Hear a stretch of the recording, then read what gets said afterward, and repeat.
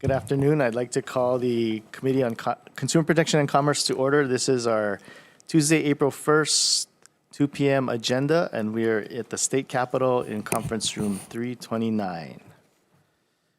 We have 4 measures on the agenda, so we're going to take them in tandem. First up, we have HCR 45, HD1, and HR 38, HD1, urging the Public Utilities Commission, actually, got the script, but. Oh, yeah, please script.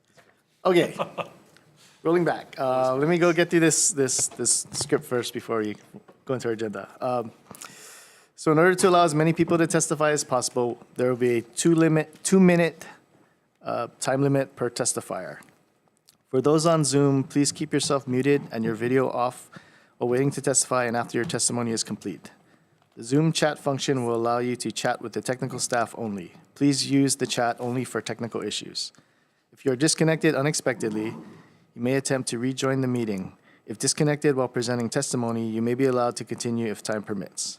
Please note the House is not responsible for any bad internet connections on the testifier's end. In the event of a network failure, it may be necessary to reschedule the hearing or schedule a meeting for decision-making. In that case, an appropriate notice will be posted. Please avoid using any trademarked or copyrighted images. Please also refrain from using profanity or uncivil behavior. Such behavior may be grounds for removal from the hearing without the ability to rejoin. Okay, now let's go back to our main agenda. So first up, we have HCR 45 HD1 and HR 38 HD1, urging the Public Utilities Commission to support the complete transfer of its regulatory authority over motor carriers and other means of transportation, including water carriers, to the Department of Transportation. First up, we have the Hawaii Public Utilities Commission in support. Aloha, good afternoon, Chair Chun, Chair Mariyoshi, and members of the House Committee on Consumer Protection and Commerce. My name is Andrew Okabe. I'm a utility analyst at the Public Utilities Commission. I'm here on behalf of the Commission. I stand the Commission's written testimony in support of HCR 45 HD1, HR 38 HD1, and available for any questions the committee may have. Thank you. Great. Thank you. Next, we have the Department of Transportation. Good afternoon, Chair Mariyoshi, Vice Chair Chun, members of the committee. I am Larry Dill, Hawaii Department of Transportation, Highways Administrator. We stand in support of this measure on our testimony as submitted. Thank you. Right, thank you. That's all I have who registered to testify in person or on Zoom. Is there anybody else wishing to testify on this measure? Seeing none. Members, any questions? Seeing none? Oh, okay. Yes, Chair. So if you guys are willing to do this, and why do we need the reso for this? Well, if we were to do it, we do need changes to the statutory language so as to change any reference of the Commission regarding both water carriers and motor carriers to now reference the appropriate DOT division that will receive this. But that's not what this resolution does, right? It doesn't say change the statutory language. So yeah, I guess I'm not clear. Yes. Was there a bill that? There was a bill, okay. SB 1219, that I believe did get deferred in the Senate Transportation Committee or Transportation, Culture, and the Arts Committee. And I believe that the intent was to kind of prod the Commission, both the Commission and maybe DOT, to support, further efforts, maybe in the future, to do this. Okay, but it's urging you guys to support this, but you already support it, right? We did support it in that committee, and we will, I believe, support this if it comes up again. Okay, thank you. Great. Any other questions, members? Seeing none, thank you. Let's move on to the next 2 measures.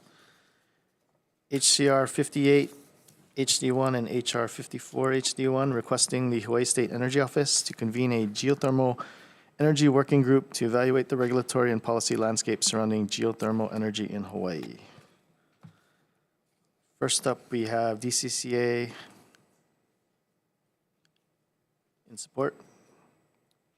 Good afternoon, Chair, Vice Chair, members of the committee. Asami Kobayashi here on behalf of Mike Angelo, who's the consumer advocate. We stand on our written testimony in support. If you have any questions, I can take them back to our team. Thank you. Hawaii Public Utilities Commission. In support. Aloha, Chair, Vice Chair, members of the committee. I'm Jessica Simon. I'm an analyst with the PUC and available for any questions. Stand on our written testimony. Thank you. Department of Homeland Homelands. In support. Hawaii State Energy Office. In support. Chair, Vice Chair, members of the committee, Monique Zamfis, stand on our written testimony in support, and I'm available for questions. Thank you. Great, thank you. Life of the Land. Support. Present. Energy Justice Network.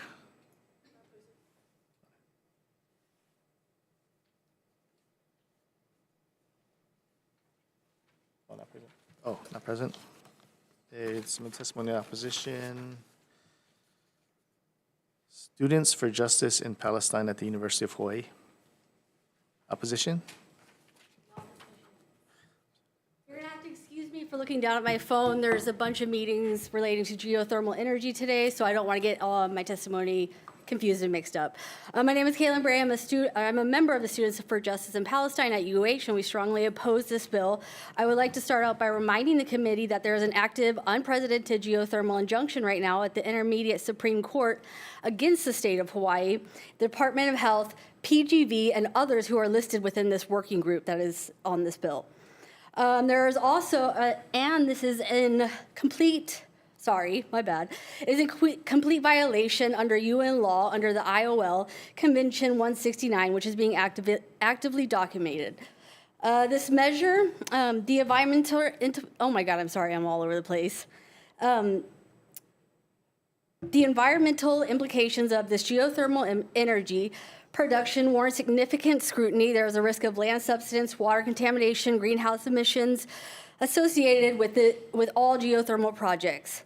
Their interest in the voices of local and Native communities, particularly with Kanaka groups, which must be prioritized. I'm sorry, I'm like all over the place, I know.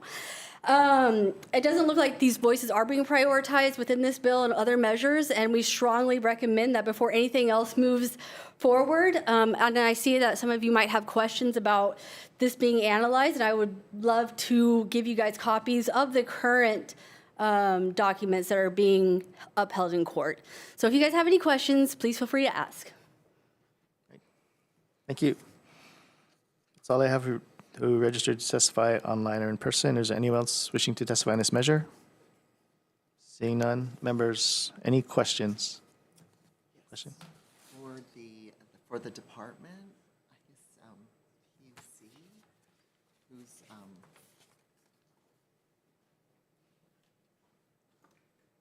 Hi.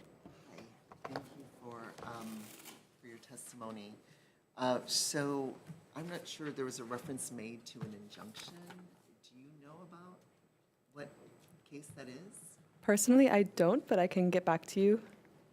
Is there any other department representative Yeah. who knows Andrew, about? do you know about it? Okay, also does not. And then secondly, in terms of, we had other bills that dealt with geothermal, specifically on the Big Island, and we had a lot more testimony from cultural practitioners concerned with the land, specifically on Hawaii Island. But for some reason, I don't see their testimony here, but at what point in this task force or study would that voice be heard? Or Yeah. even be relevant? I believe there was discussion at the last hearing of including members from the Hawaiian community in the working group, and the PUC would be supportive of that. But basically, we just support the working group being existing and being as complete as possible, which would include that. Yeah. Okay. Thank you. Any other questions, members? Seeing none, let's move on to the next measure. Next up, we have HCR 91, HR 87, requesting health insurers and managed care providers that provide health insurance in the state to provide insurance coverage for prosthetic and orthotic devices. And we have one testifier, Megan Severin, in support. Good afternoon. My name is Meg Severin, and I'm a 14-year-old amputee. I'm a local representative of So Everybody Can Move. As an athlete and as an amputee, I've experienced what it is like not to be able to participate in certain sports. I lost my leg 2 years ago due to a rare cancerous bone tumor. Insurance companies say it is only medically necessary for me to be able to walk, therefore only providing a walking prosthetic. Do you think this is fair? The only way I am able to participate in any sports or PE at school is because of other people's charity. If not for the generosity of others, I would be sitting on the side watching my peers be physically active and running. One of my friends had knee surgery last month to be able to run again. Insurance paid for her to have knee surgery, but insurance won't pay for me to run. If it were up to insurance companies, I would not be able to run. Being able to run as an amputee is a luxury, but it shouldn't have to be. This is asking insurance companies to provide people like me with sports prosthetics. 8 states have already passed similar bills, and I would love to have your support to introduce it in Hawaii. This legislation is not just about prosthetics. It's about ensuring people with limb loss or limb difference can thrive, not just survive. It's about promoting physical and mental health, reducing long-term healthcare costs, and ensuring a full and active life. By supporting So Everybody Can Move, you'll ensure that no one in Hawaii is held back from participating in physical activity. I urge you to vote in favor of this so that everyone, regardless of their physical challenges, can access the equipment they need to live healthy, fulfilling lives. Together, we can ensure that every body has the opportunity to move freely. Thank you. Right. Thank you for being here. Is there anyone else who wishes to testify on this measure? Seeing none. Members, any questions? Seeing none, let's move on to our last measure. Thank you.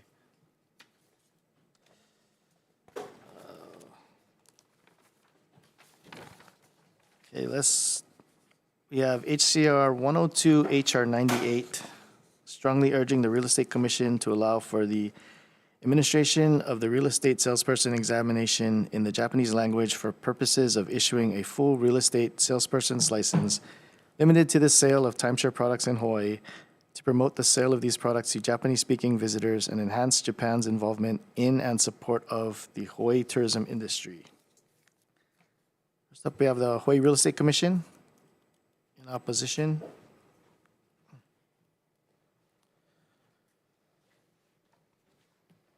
Good afternoon, Chair, Vice Chair, members of the committee. Neil Fujitani on behalf of the Hawaii Real Estate Commission, and I'll stand on our written testimony in opposition. Thank you. Great, thank you.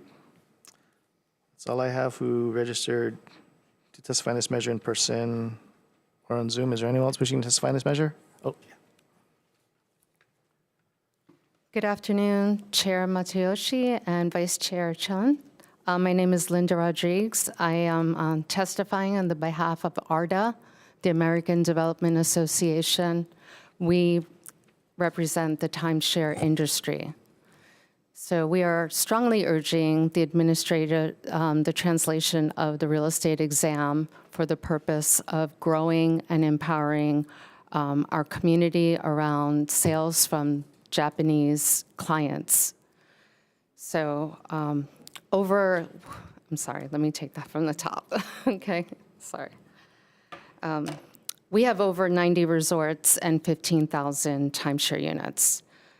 We strongly support the administration of this and translation of this exam from English to Japanese.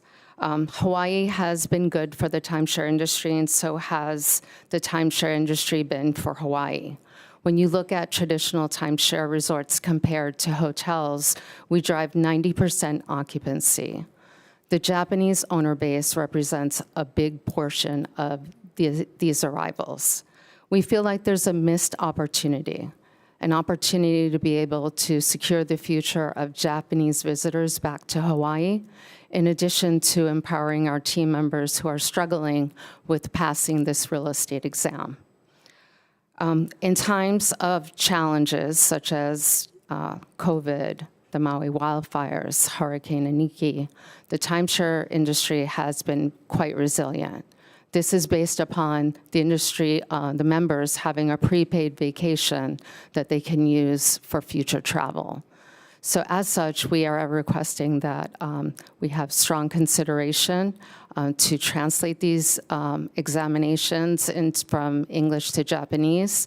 And the industry is sponsoring and supporting this from an administrative cost perspective.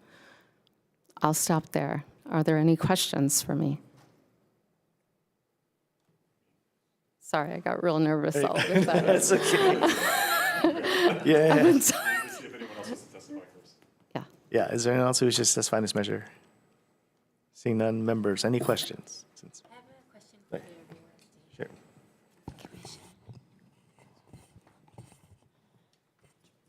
Sure. It's my understanding that the idea is that the license would only cover certain activities like timeshares. Is that right? Be restricted? I think that is what's being proposed. How would that work? Like, That's a good question. I think the commission has a problem or issue with issuing probably a conditional license limited to the timeshare industry, but the proponents of the measure would probably want to keep that newly licensed person within that organization. More than likely, it's a larger organization. And I guess the fear is what occurs after they leave. Would a regular principal broker who operates a brokerage firm that happens to resell or sell timeshare have the capacity to instruct or oversee that licensee? And that's part of the issue that the commission would have, that proper oversight and protecting the public in that real estate transaction. Thank you, Chair. Any other questions, members? Yep, go ahead. So I guess timeshare sales is different. It's a different, I guess, process than purchasing a freestanding piece of property where two parties have realtors representing each. There's a realtor representing the seller and a realtor representing the buyer. But in the case of the timeshare, it's a realtor representing the seller, but the consumer signs all the paperwork without any professional advocate or person? That's my understanding, yes. Okay. So is there the alternative to this, what this resolution is trying to do, is that they use bilingual salespeople, right? Realtors, bilingual realtors. And is there a shortage of bilingual realtors that we need to? I suppose so, and I think maybe the industry could probably expound a little bit better than I could. Okay. Yeah. So then if you're comfortable, thank you. Great questions.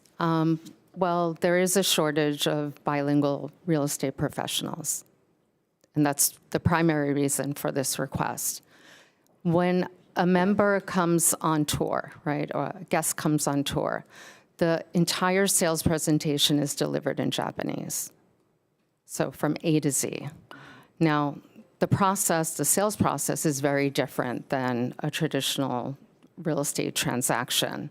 We do have an entire staff that supports the sales and also the administrative process, the contracting process.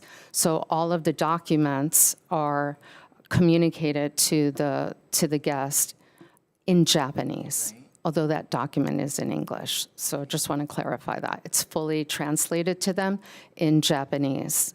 We have a great relationship with the Consumer Protection Agency in Japan as well. So I just want to note that the process is completely facilitated in Japanese. the member has a full understanding of what the purchase is. And our request is simply to translate the real estate exam, to give them the option to say, yes, today I will take this exam in English or in Japanese. Some of those individuals may elect to take the course in English and still take the exam in English. But many of them are having to take the exam up to 5 times, so they may want to take it in Japanese. Are you allowed to, is the consumer allowed to see the contract in English and Japanese as one contract so that they can read everything and understand it in Japanese? So the entire contract is in English, and there's an abbreviated version of that contract that's provided to them in Japanese. And so why isn't that sufficient? Why do you need a licensed broker who only speaks Japanese to be able to do this transaction? Because the amount of time that would be required to take them through the entire sales process and property tour would be so extensive that it would really be punitive for us as an industry to have to make that accommodation.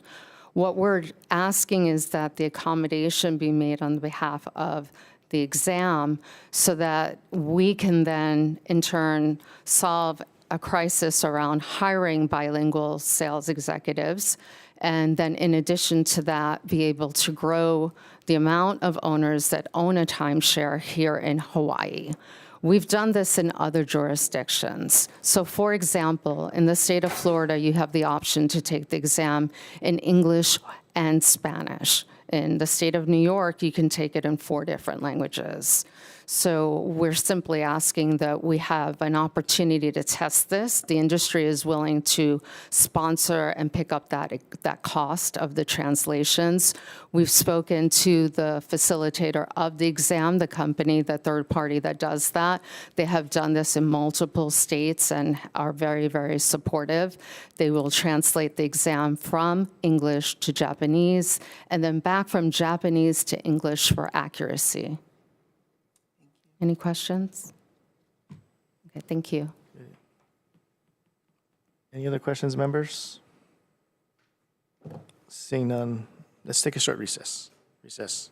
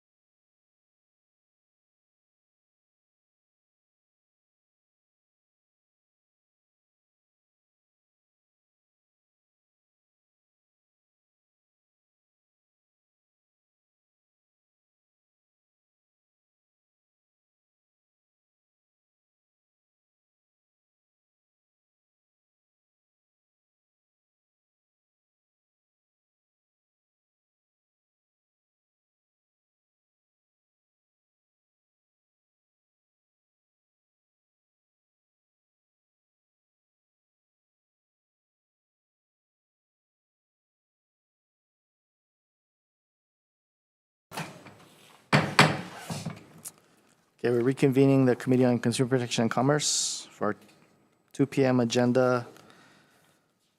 So first up, members, we have HCR 45 HD1, HR 38 HD1. Recommendation is to pass as is. Any questions, comments, or concerns? Seeing none. Chair for the vote. On HCR 45 HD1, Vice Chair's recommendation is to pass as is. Chair and Vice Chair vote aye. Rep. Iligan is excused. Rep. Ichiyama? Aye. Rep. Iwamoto? Aye. Rep. Kong? Aye. Rep. Lowen? Aye. Rep. Martin? Aye. Rep. Tam is excused. Rep. Pirik is excused. Chair, your recommendation is adopted. All right, thank you. Next, we have HCR 58 HD1, HR 54 HD1. Recommendation is to pass as is. Any questions, comments, or concerns, members? I'll be voting with reservations. Anything else? Okay. Seeing no other question, Chair for the vote. Okay, Vice Chair's recommendation for HCR 58 HD1 is to pass as is, noting the presence of Representative Pirik and the excused absences of Rep. Tam and Rep. Iligan, who will be noted for the rest of session. Anyone else voting with reservations? Anyone else voting no? Chair, recommendation is adopted. Thank you. Next, we have HCR 91, HR 87. Recommendation is to pass as is. Any questions, comments, or concerns, members? Seeing none. Chair for the vote. Okay, Vice Chair's recommendation for HCR 91 is to pass as is, noting the previously excused members. Any members voting with reservations? Any members voting no? Okay, your recommendation is adopted. And our last measure, HCR 102, HR 98. Recommendation is to pass out of House Draft 1, and we are going to change the full real estate, the language and the purpose of a full real estate salesperson's license to a limited real estate salesperson's license, because really the original intent was a limited license for a limited purpose. So to change that and also make conforming amendments. That is, are there any questions, comments, or concerns, members? Yeah. So I thought the point was we're amending it to, just to be clear, we're amending this to make it so this limited license would only allow someone who took the test in Japanese to sell to someone in Japanese. Yes. Sell to a Japanese national. Right? Okay, so let me clarify what changes will be. So we're just going to go from, I think currently it says allowing the administration of a real estate salesperson's examination in the Japanese language for purposes of issuing a full real estate salesperson's license. And we're going to change that to allowing for the administration of the real estate salesperson's examination in the Japanese language for the purpose of issuing a limited real estate salesperson's license for the sale of timeshare products in Hawaii to Japanese-speaking visitors for the purpose of enhancing Japan's involvement in and support of the Hawaii tourism industry. Make conforming amendments for that purpose. Was it Japanese speaking or Japanese nationals? Japanese speaking. Would you consider making it Japanese nationals? Because Japanese speaking might be a little subjective. I got poor grades in my Japanese classes, but I would not consider myself a Japanese speaker, but there's a gray area is what I'm saying. Yeah, I'd be able to move that. Thank you.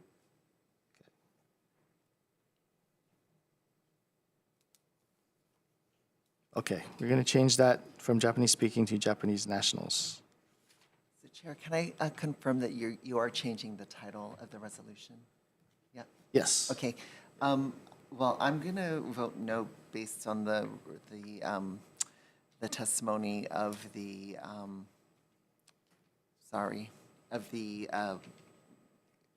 Real Estate Commission. Thank you very much. Okay. Any other questions, comments, or concerns, members? Seeing none. Chair for the vote. Okay, Vice Chair's recommendation for HCR 102 is to pass with amendments noting the excused absences previously mentioned and the no vote for Representative Iwamoto. Any other members voting no or reservations?